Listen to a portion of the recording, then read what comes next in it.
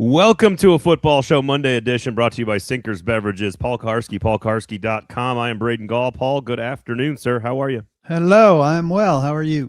I'm doing great. We got the schedule finally scheduled coming up on Thursday. We got Titans will be on a practice field soon, right? I mean, they're on a practice field. We're not going to see it for a little while still. So we're not going to see it for a little while. There you go.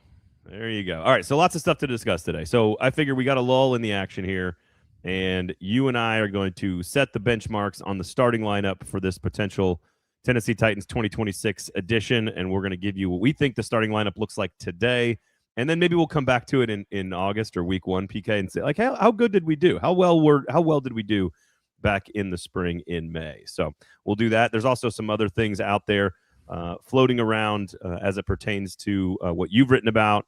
What are the Titans actually teaching some of these players? So lots of stuff to get to. If you want to jump in and add to that rundown with your questions, please do so via YouTube, of course, Twitter, Facebook as well. But YouTube's the real star of the show. Subscribe, thumbs up, notifications turned on, 5 stars on your app of choice. Follow us on socials, etc., etc. Subscribe for good journalism at paulkuharsky.com. More on that in just a second. Sinkers Beverages, of course. I was up there over the weekend, and the bourbon selection is incredible. I know that the industry is changing a little bit, but I went in there on Friday to get some stuff for the missus. She had a request this weekend. She said, I want some margaritas, so I went and tried a brand new type of margarita mix that they have there. It's supposed to be healthier, quite delicious, all fresh, natural flavors, so you can get any kind of mixer you want. But while I'm in there, PK, of course, I see that they have a brand new like shelf of fancy bourbons, and I was like, oh God, you guys got me. You got me with the impulse buys. You got me, and I ended up with a bottle of Blanton's, and it's like, come on, guys, stop doing this to me. What are we doing? I need more self-control, PK. I don't even drink the stuff anymore. I just bring it home, and it's like collecting baseball cards. It's like expensive habits. Well, it's funny. Like you got to take up drinking more heavily. Well, more heavily, maybe. Like everyone needs a Ken Griffey Jr. 1989 Upper Deck rookie card, Like that was the star of my collection that I never had. I never got that one card, PK, ever. It's the only one I ever wanted as a kid. I never got it. I'm chasing that right now. I don't know why you never got it and why you're still chasing it, but it sounds like a different show. It was too expensive. It was too expensive back in the day. Well, I mean, you have to save up and work and do all those things. Yes, but like $100 card was a little out of the budget there. I could afford the $12, like a $12 card in the sleeve at a card show. That was a big deal to a kid back in the day. $12 is huge. That was expensive. 100 was out of the question. I'm like 9 years old, dude. I didn't have a job. Got to get yourself a job. Get to work, you 8-year-olds. Get to work. Sounds like you're a slacker. Anyway, bourbon selection, spectacular, very real. Many people are talking about it at Sinkers Beverages. You can search Uber Eats and have the booze delivered directly to your house, of course. But they have great, like I'm telling you, just go in there if you have no idea what you're going to need for a weekend or for a party or for the family or whatever. You just go in there and tell them what's going on, and there's all kinds of creative solutions to your problems. So, like, hey, I don't know how deep your problems are, but Sinkers has some solutions. Or power to you. Cheers. Yeah, you're smiling about something over there, PK. Cheers. There you go. Sinkers Beverages. Speaking of good local journalism, paulkuharsky.com, of course, is where you can subscribe to get good local Titans coverage. But please take about 5 minutes, fill out our independent media survey. It is not ours as in 440s, but we are a part of all independent local media, a group in Nashville, Tennessee that is trying to really create the clearest picture of what kind of ecosystem we live in. And this is not just about sports. It will be about sports, but it's about a lot of other things as well. It's less than 5 minutes. It basically just asks you about your habits and where you find things and what you trust and what you don't trust. And we just want to make sure we fully understand exactly what the market looks like, find the holes in the coverage, and so that this organization, Press Forward, which is a national organization trying to fund good quality local journalism, that we can give them a good picture of what Nashville is like and what coverage is like in Nashville. It's Press Forward MidTN, MIDTN, Press Forward MidTN.news. It's linked on YouTube and in the show notes on the podcast as well. Again, it takes 5 minutes. It's anonymous. It just gives us a really good picture of what's going on. So give it one more time. Press Forward. Press Forward midtn, MIDTN .news. There you go. You could probably do it on the show. You could probably fill it out. So I'm on it. press forward midtn.news. Please fill it out. It's going to be running the month of May. We need as much information as possible about what you all think about the coverage. This is what's really cool about this, is that you guys have a voice now. For those listening to this, this is your chance to say, I like this, I don't like that. You guys have a chance to actually have some agency in shaping what the coverage could look like in your market. So there you go. Go check it out. All right. We need the zip up, Paul. Where's the merch link? That's not a PK. It's not a PK. I didn't think that was PK. Columbia University. That's what I thought. Peter Millar. That looked like a secret organization is what that looked like. Okay. I have several of these Peter Millars. They are very nice. Was there a secret org on campus at Columbia, like the Skulls movie or whatever? Was there one of those? Yeah, it's a big thing at Yale. Yale? Okay. Yeah. Hey, there might have been some at Columbia. They were so secret that we didn't even know to talk about. Nobody knew that they existed. All right. I like that. Good afternoon. Go forth as well. Good to see you guys again. Please share the product, retweet it, share it, get people involved here as well. If you guys have questions you want to ask as well, we would appreciate it. Okay. All right. Quickly here. Some stuff before we get started. First of all, schedule's coming out on Thursday, so that's good news. Anything? Are you just like riveted and excited about the schedule coming out on Thursday? No, I mean, it allows for travel planning, and if they get a Thursday night or a Monday night, when your other things that you have going on are going to, wind around that, and when you're going to be where is an important part of your fall. But I understand the importance of it for big time fans who want to travel to games or have things circled on their calendar. And, it's a significant thing. It shouldn't take this long. And it's certainly, it qualifies as news. And we're due for some news. So we'll take it. Are we back? Are we on back-to-back no primetime games watch? I would think they'd get a primetime game this year with Ward. Saleh and Dayball have, we're New York market guys. There's some intrigue storylines there. Put them in the right matchup, it could be kind of interesting. I think they get one with a first overall pick quarterback and a high top 5 receiver, and like you said, a bunch of names there that people will know if you're a fan of another market in particular. So I imagine they get a primetime game. Coach Will says, I'm good with no primetime games again. For travel purposes and for show purposes, I like no primetime games. But that's a different subject altogether.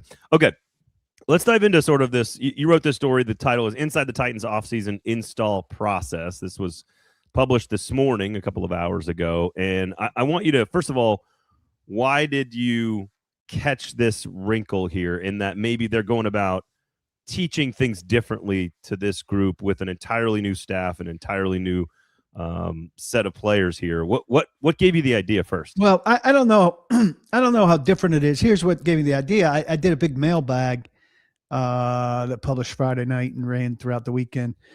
I mean, it's still up, but I pushed it throughout the weekend. And somebody asked me about that. Something about the playbook. And so I started asking some questions about the playbook, because I think we all, we know it's on a tablet now, but you still kind of picture like a guy comes in and gets the playbook.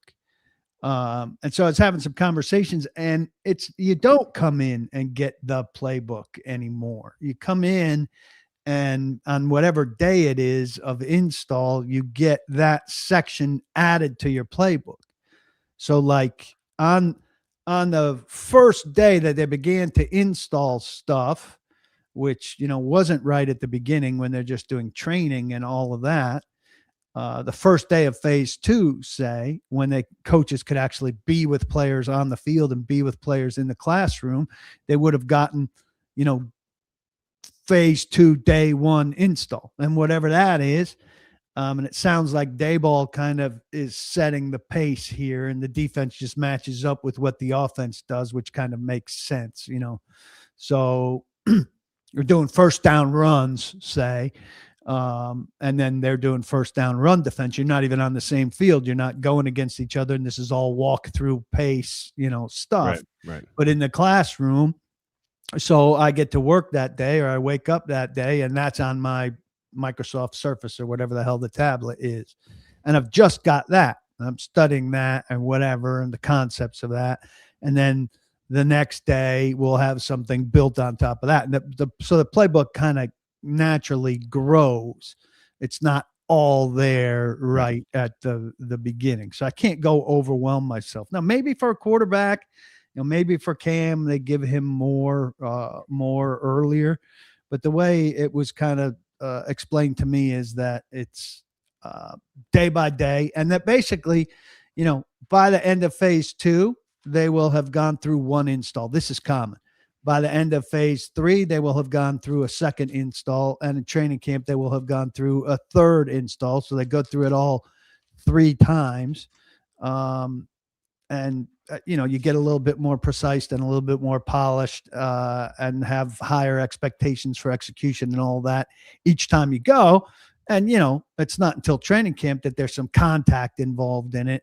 It's not until training camp that there's some one-on-one drills involved in it.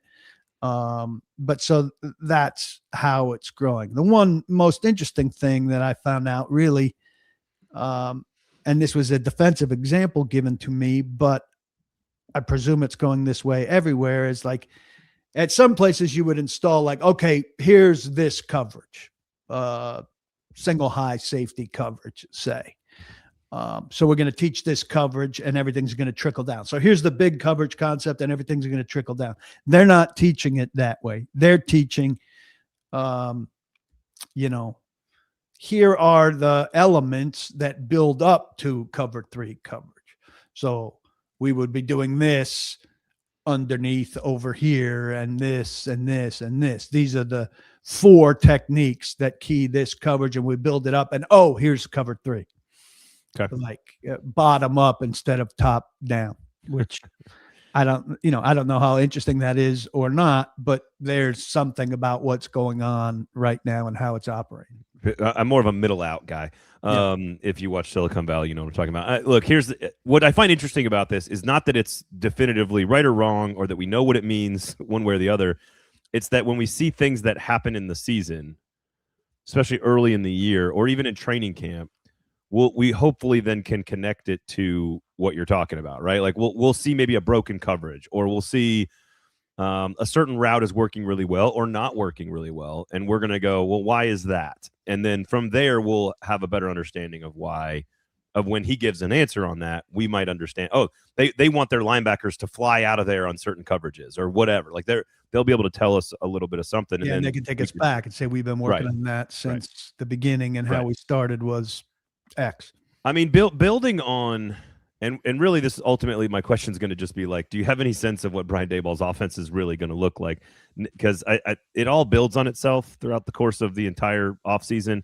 And what's really interesting to me is looking at the Giants' numbers under Daboll, whether it's run-pass splits. I mean, certainly with Barkley, they were a run-heavy team. They were 8th in the NFL in rushing attempts at over 520 carries when Barkley was there, and they won 9 games, and that was his first year.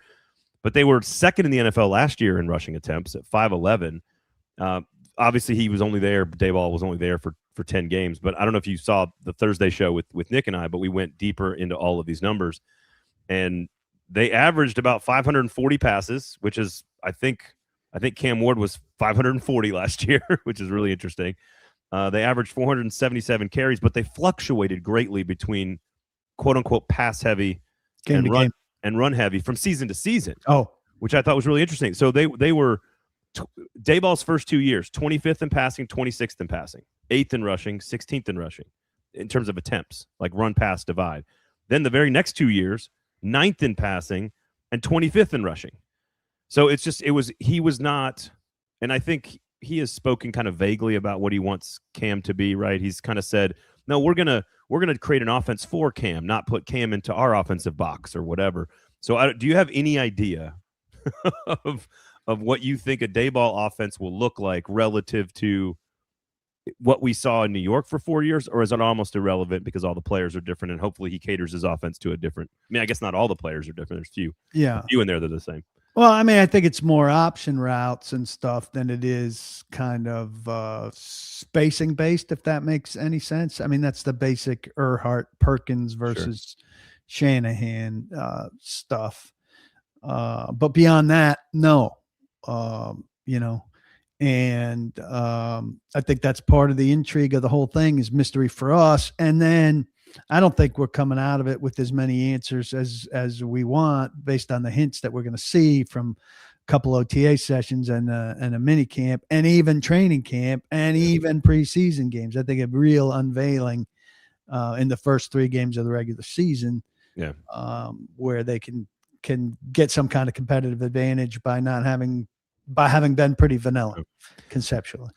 Bustin says it sounds like Dayball likes to fit his scheme to his personnel and not the other way around. I do think a great coach is sort of a little bit of both. You have foundational principles that I think you believe in and are part of your core philosophy, but inside those principles, you have to adapt to the strengths and weaknesses of your players. I think that's pretty standard. Win total here from Spain says, what is the season win total over under for the Titans? We'll get to that at the very end of this as we kind of project the starting lineup on all of this. Ed Henry says, I'm lost. My brain works backwards like geometry. Give me the solution and then provide the proofs. There you go. Okay. All right. Anything else you want to talk about before we get into projecting the starting lineup here? Or do you have any other tidbits you want to float? Well, I mean, yeah, I've got one. I just, for this mailbag, I had 2 different questions. One about, what if they got into the top 10 in defense? And the defensive stuff, like the yardage defensive stuff, I didn't find very revealing. But I looked at scoring defense. Scoring defense would have them go from, they were 28.1 points a game last year, to be in the top 10 last year. They would have had to get to 21.3, which is where the Rams were. So keep that 21.3 in your head.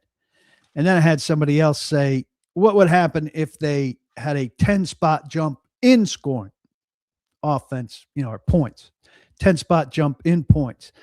10-spot jump in points would amount to gaining 4.6 points a game from 16.7 to 21.3.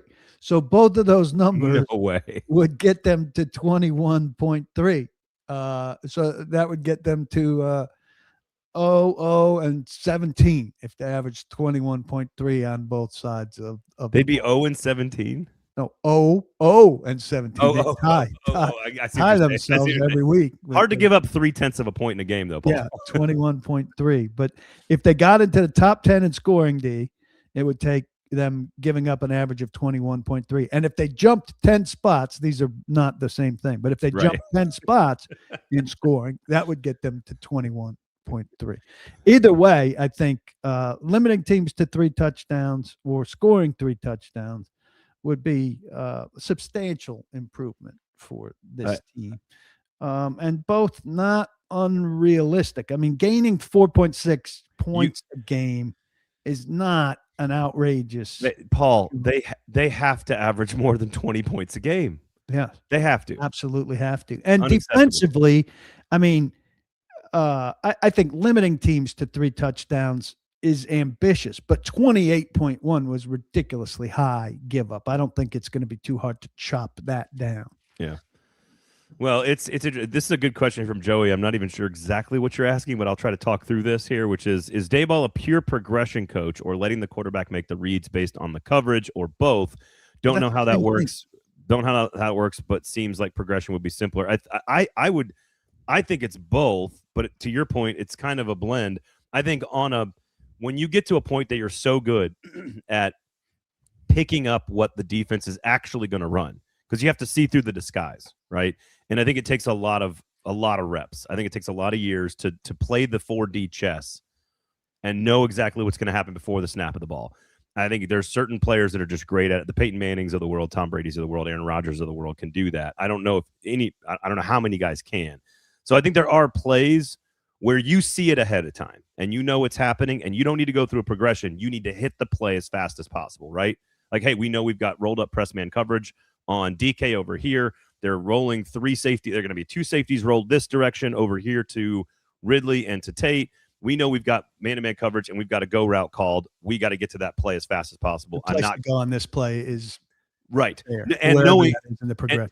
And knowing full well that they're not covering that up, where they're going to all of a sudden peel off a safety and roll high to give them double cover. Like, you have to know that's not happening to do that without working through your progressions. But even then, if you see the play and you think you know what you're going to do, and all of a sudden you just kind of miss barely, you still then have to work through your progressions. So I don't know how. I think those are both and. Is that right? That's a question of how fast your quarterback processes is what that question rolls down to, right? So that's not a A-ball question as much as it's a Cam question, I think. I think that's fair. Ed says, I would wonder how the build will be adjusted to the O-line, shorter routes, especially early. I would agree. Can I ask this question? I know this is probably going to upset you. Is there another offensive lineman coming here? Like, do you think? I know you've been asked the Zeitler question like 100 times. I don't think there's any vet coming anytime soon for any of the positions that might be lacking, because I think they have maybe at corner where the depth is still a little bit shaky. But I think you've got those 5 guys for those 2 inside offensive line spots. If they truly like all those guys, which I believe that they do, then you got to let them slug it out for a little while and see what you've got. If you bring in Zeitler or Van Roten, then you're taking away snaps from the guys that you intend to compete to sort things through, and you're not you wouldn't want to be assuring those guys of a starting spot. So, I mean, I think if you go to Zeitler or Van Roten, it's 2 weeks into camp when you're feeling like, hey, this isn't looking. One guy twists his knee and is out for a couple of weeks, and another guy's underperforming, and all of a sudden you've got 3 for 2, and you're not feeling so good about it. That's how I would do it. Anyway, I mean, having gone as far down this path as they've gone, and same for defensive end. You see what you've got in Falk and how much you think he can play early. You see what Martin looks like. You see how flexible Femi is. Then, if you feel like you don't have enough, and you want to look at Bosa or Cam Jordan, then maybe later. So I tend to agree with all of that. I still see Zeitler's name come up a ton, and I'm just like, okay, all right, because that gets us right into our conversation here around projecting the starting lineup. And this is a team, and I think this is okay when you have a new coach and a bad team. You should have probably half of your starting lineup should be new. I feel like. I don't think I think there's probably a third. The average NFL team probably has 25 to 30% new players every year. Even the good teams have churn. I mean, I know as a Packers guy, like they're churning a ton of starting players out of their lineup this year with Rashad Gary and the middle linebacker. And so I just think there's tons of names that are going to be. Romeo Doubs is gone. So I think there's an average amount of churn, but this is close to 50-50, PK. If you start looking at average, you start looking at projecting the starting lineup, and you could have 2/3 of your defense be new, and probably half of your offense will be new. So this is a new punter, by the way. So this is a fairly new roster, fairly new starting lineup, fairly new 22 with a brand new coaching staff. So, but I think that's right. I think that's the right way to do it. I got 4 new starters on offense, which isn't drastic by any means. Defense 1, 2, 3, 4, 5, 6, 7 if you count Winston. So that's what I was going to ask you. Are you counting Winston? And the other thing is we know this going into this exercise. There's going to be games where you start with 2 tight ends, or games where you start with 2 backs. I'm playing nickel defense here, and 3 wide. That's right, 3 wide. 3 wide. And I've had this up on paulkuharsky.com. I'll put it here if people want to look at it as something to go off of, a kind of evolving projected depth chart. All right, that's where I'm looking on. It doesn't let me send for some. Yeah, I got it. I'll post it for you. Here you go. Everybody knows the website, paulkuharsky.com. It's right there. It's the front one. It's the top link there. Okay. Obviously, Cam Ward is going to be the starting quarterback. Tony Pollard is going to be the starting running back. So the backfield is largely the same. I am counting Calvin Ridley as a returning starter, of course, even though he didn't play the whole season. Sure. I am counting 3/5 of the offensive line. Dan Moore, J.C. Latham, and Peter Skoronski. Those are my 6 returning starters. I think there's a chance that Daniel Bellinger is your starting tight end. I think it really. I wouldn't be surprised to see it kind of split up, like depending on what you're coming out in and what your intention is on that first play. But I think Bellinger could get some starts based on 1st and 10 run play call. Sure. I don't think it's like written in stone that Helm needs to be on the field for 1st and 10 opening the game by any means. But like, is he quote unquote the starting tight end in that? Will he wind up with more snaps at tight end? I think he will. And a lot of this is sort of semantics, right? Like Daniel Bellinger is your starting blocking tight end. Gunnar Helm is your starting true tight end. Canik might end up being your starting move tight end, but you don't really play that guy a ton. Certainly not to start the game. I'm not. Here's the thing. How many games did Gunnar Helm start last year? Like I did not look that up because I wasn't counting him as a returning starter because I assumed it was going to count as Chig for the entire season. So are you counting him as a returning starter? I got 10 starts here from him, so I guess that counts. So. Yeah, that counts. All right, so Helm counts if you're counting Helm. I think that's I think the tight end is the one that depends on the situation, depends on the opponent, depends on the scouting reports and the game prep. And I think I would guess Bellinger gets more starts, but I don't know if it matters per se. It matters about total snap count, and you need Gunnar Helm playing a lot of snaps in general. Where do you come in total snap count? You think Helm? Yeah, I mean, I'd have to, again, double check. I have to double check the exact numbers of snaps. But this is the problem this is partly why I think you need to look at Dayball's offensive projections and go, all right, are they going to be kind of a 50-50 team? Are they going to be trailing more games than not and therefore throwing the ball more of a 550 passing attempt kind of team, which is about where they were last year? But they only ran the ball 378 times last year, the Titans, which is 30th in the NFL. That number has to come up. Like that needs to be in the 415, 420, 430 range. If that's the case, then I think you could see split between Helm and Bellinger. But if Bellinger's really good at what he does, I want him on the field. So it might depend. I feel the other way. Like if Helm could get better at blocking, I want him on the field because I want as many good eligible receivers as often as possible. I think the receiving conversation is really, really simple. And we did a lot of target analysis last week on the show. Like Wan'Dale Robinson's averaged 140 targets per season the last 2 years. That number is going to come way down. Calvin Ridley is averaged about 7 targets per game for his entire career. I would expect that to be down maybe 1 or 2, maybe 5 or 6 per game. And the problem is if you take 80 targets from Chig, I think it was 79 last year, and you move them directly to Carnell Tate, the catch rate on a rookie receiver should be 50-60%. You're talking about 45-50 catches for Carnell Tate. And I don't think that would make fans happy, but I do think that's around the right expectation. And I think it's those 3. I think if you are a Titans fan, you want in 3 receiver sets to see Robinson, Tate, and Ridley on the field as often as humanly possible. Yeah, absolutely. I on my pod, I was running through Mike Clay's projections. Now he does it kind of fantasy based, so he doesn't really give much to 3rd, 4th, 5th options. So I mean, he had everything to those 3 primary receivers. I mean, he didn't have DK with. I think he had DK with 17 catches. DK had 75 targets last year. He's going to get targets. Yeah.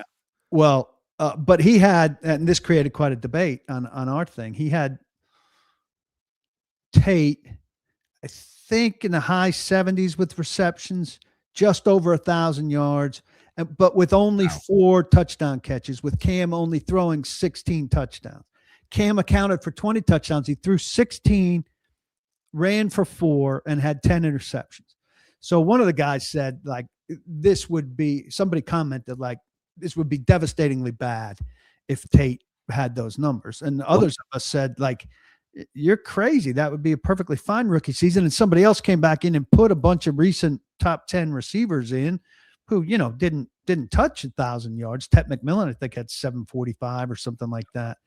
I would take 70 some catches for 1,000 yards. Oh my 4 God, yeah. touchdowns would be disappointing, but he wasn't No. projecting a big, offensive scoring season total. Nobody else had more than four touchdowns either. I think 75 targets might be more reasonable. The problem is again, let's go with 500. This Titans team last year, Cam Ward threw 540 passes. So let's just say with Dayball, he does the same thing, 550. I have the sheet. Keep talking. This is the breakdown I did on Thursday's show with Nick. 120 targets for Wan'Dale Robinson, 100 targets for Calvin Ridley.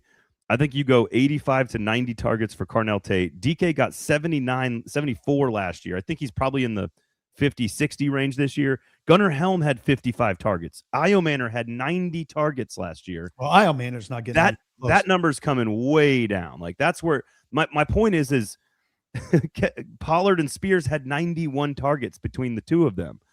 And that doesn't include all the little extra, hey, Prochet got 13 targets and Restrepo got 11 targets and so got this. Like, my point is you get to 500 real fast. And it cannot be 500 to 3 guys.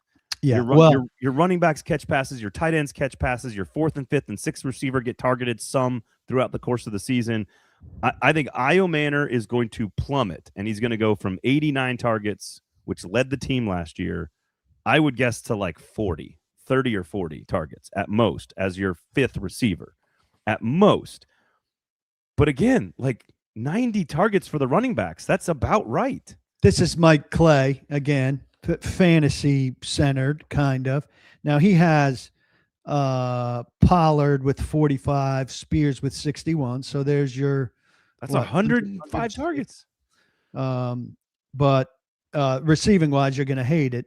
He has Tate 123, Robinson 117, Ridley 100. After that, nothing. DK 11, Io Manor 6. Wow. Okay. I mean, if you're doing tight ends 78 for Helm, 17 for Bellinger. Okay, well, Helm 78 for Helm is way up from last year. I would think that's a good thing for Helm and his development as a starting tight end. Bellinger had 26 last year, 26 targets. So 17. That's about right. I have no problem with 20 or so. But the problem is you're adding Nick Singleton, whose primary value right now on paper is catching passes. But if you're giving the running backs over 100 targets, I guess you're about right. I guess he's just saying you're not. It's going to be Tate, Robinson, and Ridley taking everything. So Joe says Tate needs 120 targets. I think that's correct in the long term. I think he's going to get 120 targets when he takes over for Ridley and Ridley is gone. I think you want him to be, and the way I broke it down, here's the way I broke it down, PK. Tell me what you think. What'd you have Ridley at? I had Ridley at 100. Again, he averages 7.5 for his career. He's got Ridley at 100, only catching 53. I think Ridley will disappear for a while. I think he'll get dinged. Yeah. I count on him to miss 3, 4, maybe 5 games. So I think that'll dent it, and then help DK and or Io Manor. Keep going. Well, so I'm kind of torn on this. I think if Tate is good enough, Robinson and Ridley are both healthy enough and available enough that they eat up. I'm going to overestimate and say 350 targets, which is about what your boy has, Mike Clay. That's a good thing for the Titans. I don't think that should be the expectation for Carnell Tate. 120 targets. I mean, I don't have the math in front of me on how many that is per game, but you're talking like 9 targets a game, 8 targets. I mean, that's a lot of targets. I think you go, here's how I broke it down. 32 pass attempts a game, 6 for Ridley, 6 for Robinson, 5 for Tate, 4 for DK, 3 for Helm, 2 for Io Manor, 4 for the running backs, and then 1 extra one is basically how I had it broken down. So I do think the vast majority of Ridley, Robinson, and Tate should be taking the vast majority of receiver targets, because I think Io Manor just disappears after leading the team in targets last year. Yeah, so this Tate 123 targets would be just over 7 a game. That's a lot. That's a lot of targets for a rookie. Look, you need to see Tate's comfort level early, right? If Tate's good out of the gate, I'm more of a I'm more of a, feed your best guys more and don't worry about distribution. And I'd be perfectly comfortable with it being very top heavy. I think I picture Robinson as leading in catches and Tate leading in yards. I think that's reasonable. Get some big plays here and there from Ridley. Sprinkle everybody else in. What about this? What about Robinson leads in targets and catches, which I think will be the case. I've got him at 120. I think Carnell Tate leads in touchdowns, and I think Ridley leads in yards. I'm not as into Ridley as you are. I think he's slowing. I think he makes mental mistakes that will lose him trust given better alternatives, which they now should have in both Robinson and Tate. Right now, here's what I said on Thursday, and Nick agreed with me, and I will see what you have to say about this. I don't think it is even close. Calvin Ridley is the best receiver on the team right now today.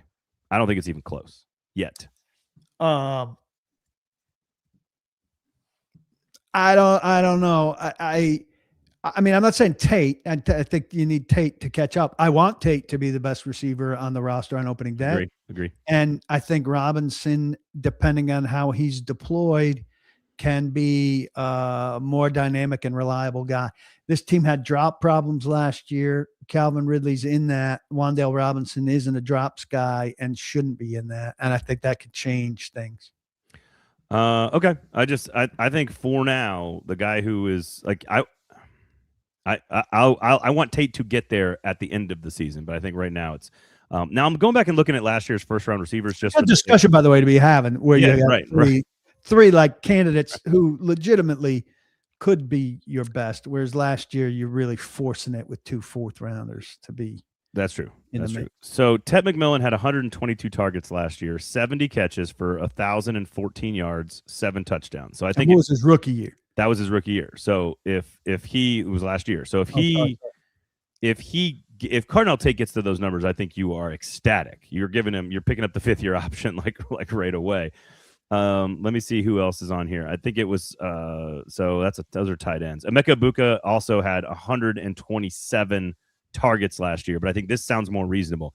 63 catches, 938 yards, 6 touchdowns. The problem was he started like a lightning bolt and dropped off. But when Evans got hurt, he became the number 1 also because Godwin was hurt also. So he was like the only real kind of option in that group. Now, Matthew Golden did not get on the field nearly enough, which some Packers fans were very easy and quick to predict. So that Jaden Higgins was the 34th pick in the draft.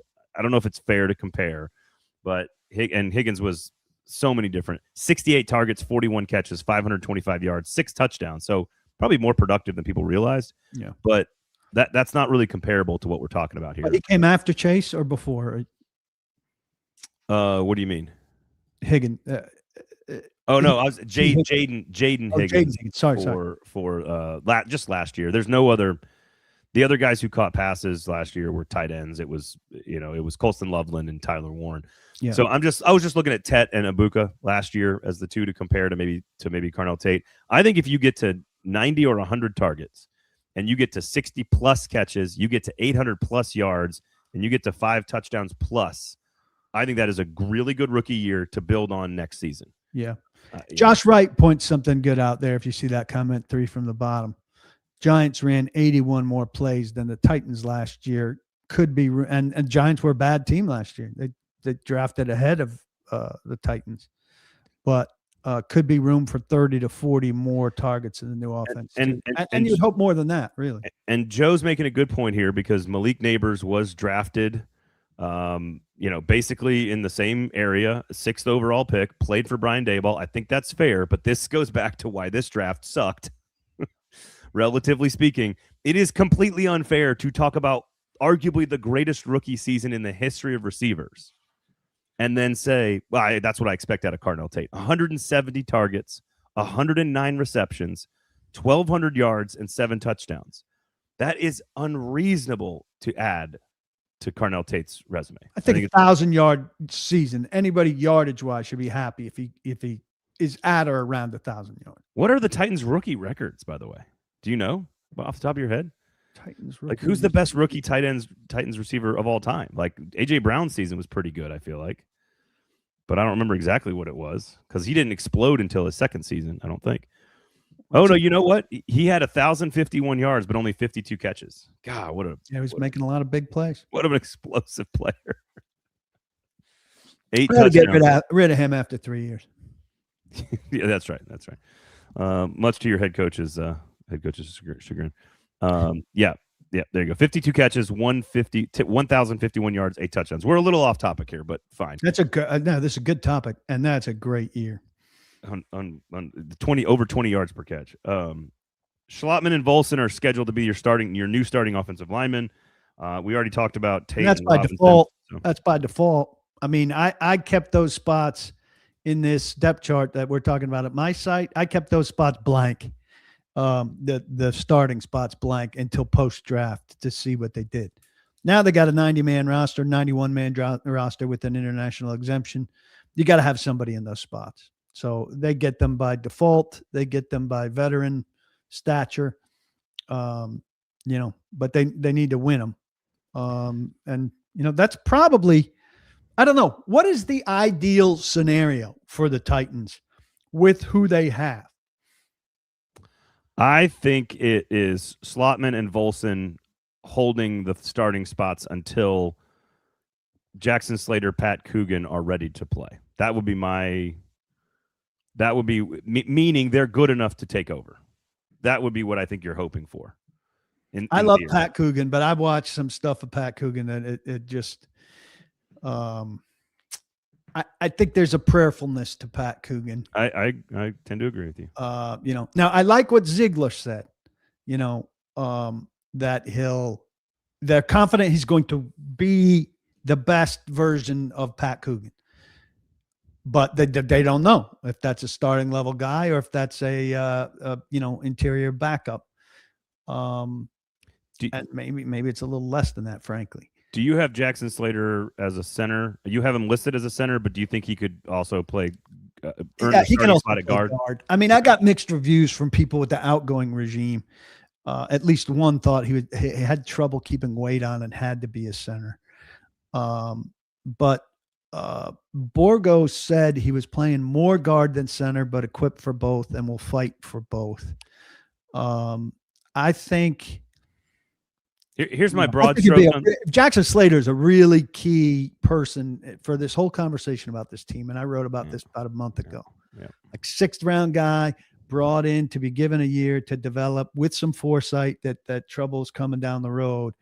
And now coaching change, unfortunate, but can they develop him into what they thought he could be? I mean, they've got picks of his caliber. Marcus Harris, number 1. Marcus Harris is starter, largely locked in as the starting. He's a starter right now. Here's what I think. I think with Schlottman, Slater, and Coogan, you have a starting center. I am concerned about right guard. I don't know if you have a starting right guard with Volson and Carmona and fill in the blank. I think that's fair. The one thing that I heard, now I'm going to forget the name. He was a free agent center. He played at Jacksonville. He lost his job. He went to New Orleans. Is that Hill? No. And then he signed with, ultimately with Carolina. And they liked him in this free agent class. And he ultimately got more money than they thought he was worth. And they thought Schlottman in his 4 starts looked as good as this guy, who I think was their fallback in free. Okay. I see what you're saying. And so, look, things just didn't pan out at this spot. Things weren't going to pan out at one spot for them. I think it's an unfortunate spot to not have pan out. And we've covered it pretty thoroughly. Dan Moore, Peter Skoronski, Austin Schlottman, Cordell Volson, J.C. Latham. If they do not add another name, I think I'd be shocked if those were not the 5 starters. The question is, how quickly does those starting 2 interior spots move and churn? It's probably not a good thing if Schlottman and Volson are your starter at the end of the year. But also, you could spin that and say, well, no, they became starting NFL players, and they became players that were better than their contracts, and they were good signings and good free agents. So we shall see on the offensive side of the ball. Real quickly here, I know we're not doing depth chart, but like Brandon Crenshaw Dixon and Austin Decalis are on this team, right? I don't know about Decalis.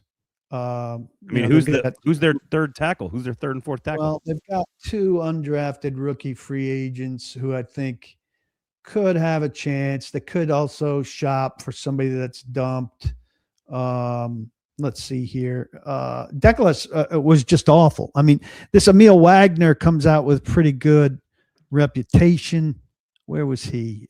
He was an undrafted. He was an undrafted free agent at Notre Dame. Probably the most talented player they signed in him and Montgomery are the 2 most talented. And Drew Beatty, who does film at paulkuharsky.com, prefers Rashid Miller, who he says is, I think he called him top heavy. I think he sounds more developmental. I think he would be more like Brandon Crenshaw Dixon. So Brandon Crenshaw Dixon needs to really step up a slot. Good. Crenshaw Dixon has a ton of talent, by the way. Decalis' year last year was on par with the worst we saw from Andre Dillard and who was the terrible one before him. That was who came from Carolina. Who was the there was Daly? No. Daly. Yeah. He was on par with Daly, Dennis Daly, and Dillard, and now Decalis, all the 3 Ds. Yikes.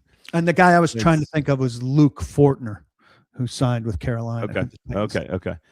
I think there's a lot of roster churn at this, and I think you've got 5 guys for 2 spots, and I'm not sure you have 2 starters. I think you have 1. I think you find 1 good starter out of this group, and you might be back at the trough next year or in free agency or whatever next year. So I don't know if this was last week or the week before. I don't know if I heard you guys last week, but when last time I saw you with Nick, Nick was raising a very good point, which I will co-sign, that they like the idea. And I think more teams around the league like the idea of some experienced depth that's played a little bit, even if it's poorly. This maybe would make a case for Decalis, but at other spots, certainly, instead of filling in with undrafted rookie free agents who now qualify as like 10th round picks based on the 2 rounds worth of talent that is missing, you'd rather have on your practice squad guys who have I agree with that, had their cup of coffee and are a little more equipped to you don't have to get them over that initial hump of like, oh God, this is this guy's first game. I think the offensive plan has been put in place very well. I think 2 years of drafting from a talent perspective, guys that touch the football, is in really good shape. I think Brian Daboll is an excellent hire for all of that. I think all of this makes a whole lot of sense and is very logical. The problem is it could all come crashing down if you cannot block in the interior of the offensive line. But center and guard are the easiest positions on the offense to find, in theory. So it's going to be very interesting. I think they can get to 3 touchdowns a game. If they can't get to 20 points a game with that starting group, I'll be very disappointed. Sinkers Beverages always scores 3 touchdowns a game. Sinkers Beverages, I don't even know what that means. But make sure you go hang out at a good local business and support good local business. 5-time liquor store of the year. Their sister store is Bluegrass Beverages in Hendersonville, so use them if you're up on the north side of town. That is over 90 years of serving the community, and you can search on Uber Eats Sinkers Beverages and have them deliver the booze directly to your house. So you don't need to leave, of course, or obviously drive a vehicle, so be smart. Okay, quickly on defense here. I want to look. I think there are really interesting decisions here, but it sounds like corner's the easiest with Cordell Flott and Alontae Taylor starting. Those are 2 new starters. That is what it is. I think Marcus Harris is your starting nickelback. I think Kevin Winston is penciled in as a starter. I think that's exciting. I know that he needs penned in, sharpied in. There you go. I think he's got a lot of work to do, but I think fans should be excited about Kevin Winston and Amani Hooker playing next to each other. I think Hooker's got that veteran presence next to him. So those are your 5 defensive backs that are going to start, probably ideally as much as possible, because there's very little depth at all 5 of those positions behind those 5 starters. We'll see what happens there. Cedric Gray and fill in the blank. Debate the Cody Barton, Anthony Hill thing for me. I don't have much of a debate. I don't think Cody Barton's very good. Now, I think Anthony Hill maybe has some of the same shortcomings, but he's more athletic overall. They could do some things to get him in the pass rush once in a while. I mean, we need to see how quickly he picks up on things, and we need to see if Gray or Hill can be a primary communicator, which they've emphasized is a really important thing for them to have in one of these two linebackers who plays the mic. And that's not just, green dotting, conveying the information, but making adjustments after the speaker goes off. That's really where Barton can win. Now, is Hill bright enough to do that early enough? Or has Cedric gotten far enough along that he could do that? Last year, it seemed like Cedric, as good a season as he had, wasn't cutting it in that department. So we'll see, if it's different with him and with Hill, with Bradley and Saleh as opposed to Denard Wilson. I am fascinated to watch those two in camp because I think it's very similar to the guards and the center situation where you have a more talented option behind him. Now, the difference being they drafted Anthony. They traded up to get him in the second round. It's very different than what they did for all those options, Carmona, Coogan, and Slater. Those are all very late picks, not premium assets used to acquire them. So we'll see what happens with those. My instinct is Barton starts and that Hill takes over very quickly. Week 3. Week 4, whatever it might be, that would be the safe pick there. But that is your sort of starting back 7. So let's get to the front 4. Trade up to get a second rounder. Yeah. You need to start them. That's what I would say about Femi Oladejo and Kevin Winston in theory, right? Those are 2 picks that were taken in the top 100, and those guys expect to play. The defensive line is really interesting. John Franklin Myers and Jeffrey Simmons are locked in. Those 2 are going to be your starting interior defensive linemen. I think Jermaine Johnson is your big guy. Now, if they want to go big, they can put Keldrick Falk as the big guy because Keldrick Falk does not play the wide 9. Like, that's not what he's going to do. But could you put Falk over here and then move Jermaine Johnson to the outside as your wide 9? I don't know. Those are your best 4. The question is whether or not those best 4 are the 4 that they have at the beginning of many possessions, right? Because they're going to rotate. We know they're going to do waves. I think Solomon Thomas is absolutely locked in to the first off the bench on the interior. And I think Femi Oladejo is in the rotation as the first guy off the bench for the edge players, I think. And Jacob Martin, the other one, because he is the rushiest, wide 90th. But yeah, I think that wide 9 isn't going to be what we expected. I think he probably isn't going to be as wide as we expected, or it's just going to be a bigger, less twitchy wide 9 in the form of Falk or Johnson. Don't know. But yeah, the first 4 I think are going to be, and again, maybe it takes a little bit for Falk, but I hope it doesn't. It shouldn't. Falk, Franklin Myers, Simmons, and Johnson are the best 4, and they're the 4 that should be on the field, not just at the start, but the most. I'm talking snap counts. Yeah. And the top guys at snap counts are probably only getting 60%. I think Jeffrey Simmons is going to have there's going to be a lot of talk this year about Jeffrey Simmons and coming off the field and less is more and all of that stuff. And he's going to keep talking about how if they say so, but he's not going to like it.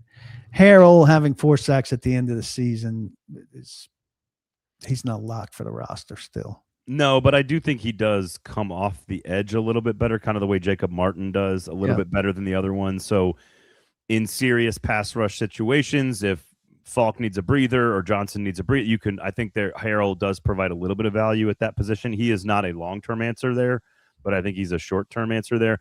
Jabari, I don't know.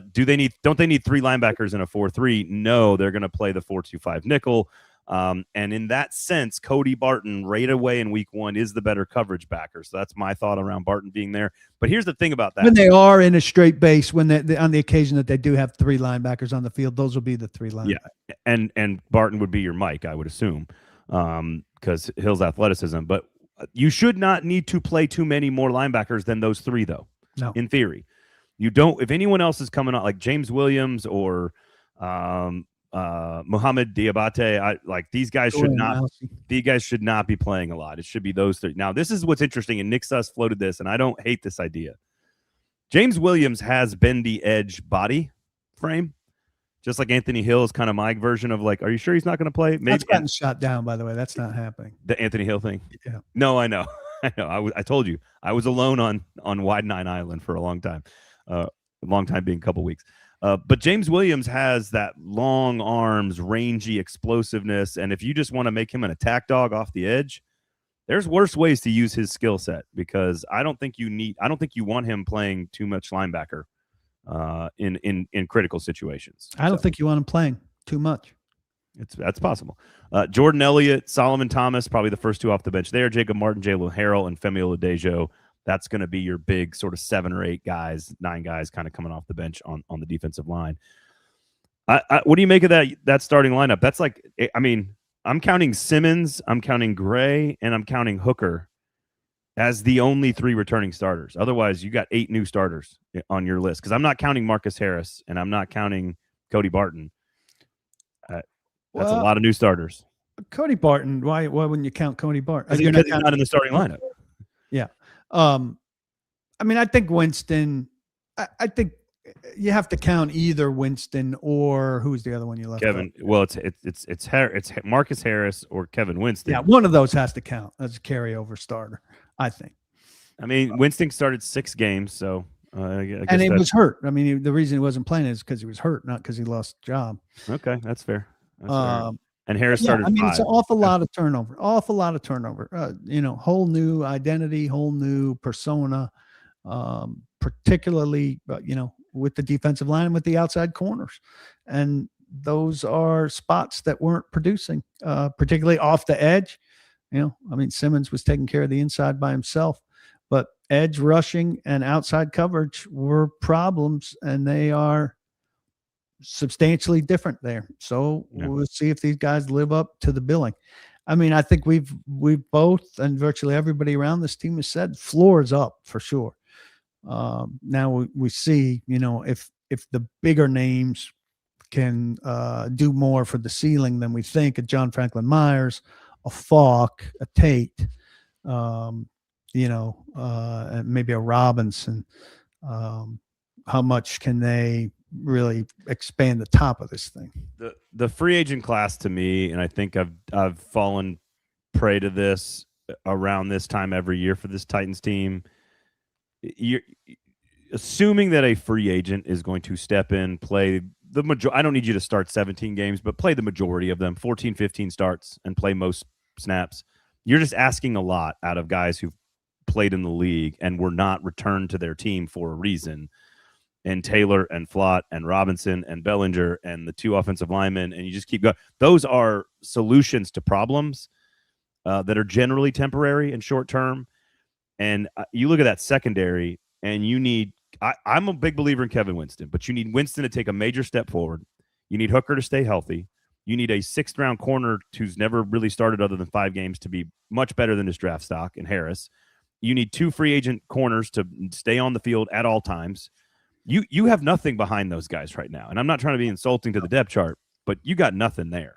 So I think the floor is raised, but almost all of that floor depends on health in the secondary, in my opinion. Because I think the front line is going to be good. I think the front 7's pretty good. And that corner depth is a problem. Joshua Williams, you're counting on there, and but he didn't play a great deal. He was hurt, if I'm not mistaken. Now that's a Boganzi connection. But after him, Micah Robinson didn't do much. So you're looking at Latrell McCutcheon, who's, one of the better undrafted rookies. Jaden Lucas, who I don't know much about. That's the one spot people keep asking about, veteran free agents. That's the spot I'd look for a veteran free agent. This is an interesting point here by Big 2033, which is I feel like we keep looking for a speedy wide 9, and the Titans don't seem concerned. Now, shameless self-promotion here. James Foster and I did an episode looking at next year's draft class already, the top 10 or 12 or 15 players in that draft, kind of setting setting the baseline, and there are 3 really good offensive tackles, and there are 2 or 3 really good pass rushers, all in that top 10 next year. And those are the 2 names of positions that I would think about if I'm the Titans, because I think what they did is they fixed receiver with Tate. They came up to get Falk, who I think they didn't expect to be available. And while it doesn't solve their problem, it does help the defensive line in a really big way, especially long term. And so with Femi, I just don't. I agree with Big 2033 there. They are not super concerned with that specific skill set.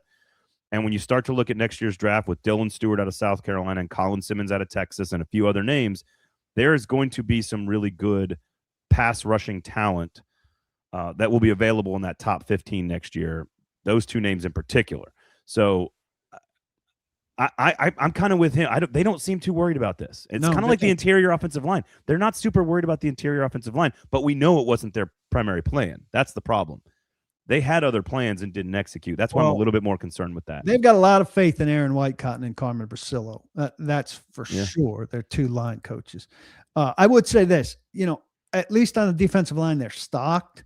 Maybe they don't have enough variety, but you could also watch Johnson this year, right, and say, does this work with who we have? And then do we want to resign him, or are we taking that spot and dedicating it to, our number 1 pick and getting one of these guys? You're mentioning it. And I think, it's unfortunate. It's unfortunate that a year out, it's pretty easy to establish who their top 2 guys are, who their top 2 positions are. They're not going to be in range for Jeremiah Smith. If they're in range for Jeremiah Smith, he's number 1. He's number 1 or 2. Of things have gone wrong. And I would think defensive end and left tackle are their top 2 spots next year, unquestionably, before they play a snap. But here's the thing. Dylan Stewart and Colin Simmons probably grade out higher than David Bailey. Just as a point, this is so early in the process. I'm not suggesting that I know definitively here. The 2 left tackles are Trevor Goolsby at Texas and the Seton kid who transferred from Colorado to LSU.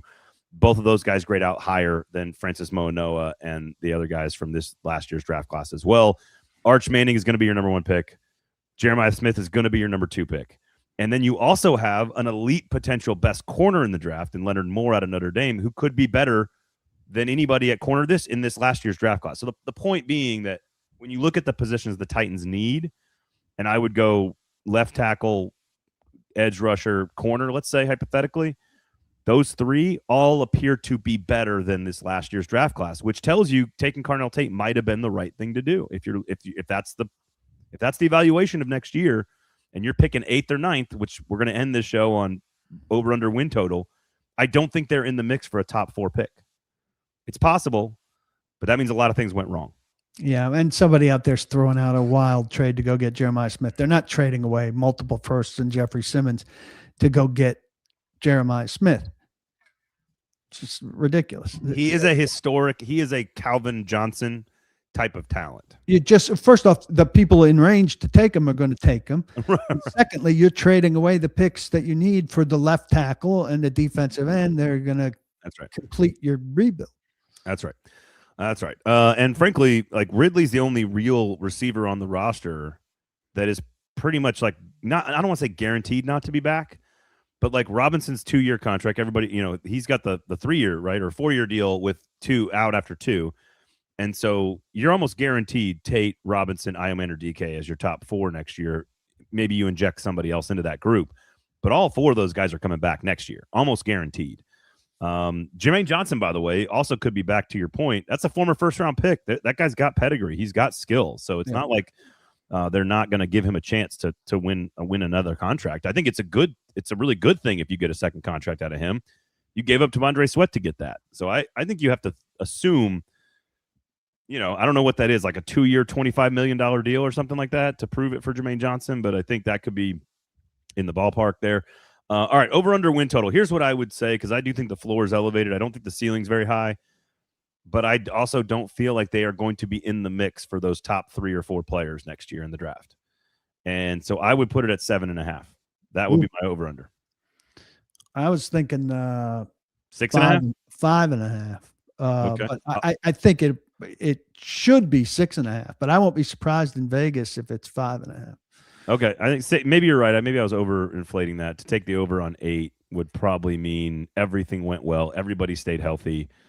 Cam Ward is a excellent quarterback, and not many people gambling on the over 7.5. You're probably right. It's probably 6.5 because I do think, I don't know where the draft was. I need to double check this, but where does 6 wins put you in the draft, and where does 7 wins? Where's 6 wins put you in the draft? Probably. Let me pull it up real fast. 10-ish. 8-ish. What were the Bengals? The Bengals drafted 10th. Well, let me see here. Well, Cleveland moved down. Cleveland was a 5-12 team, and they were 6th. Correct? Yeah. Yeah. So I think also what I've seen in the last couple of years is that the number of teams with real bad records seems to be going up.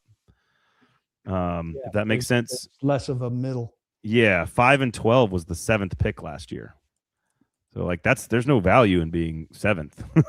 You either need to be real bad and win 3 times and be picking in the top 3, or go for your 7 or 8 or 9 the wins. Bengals were 6-11, and they drafted 10th. They traded out of drafting 10th. That feels very Nashville Predators.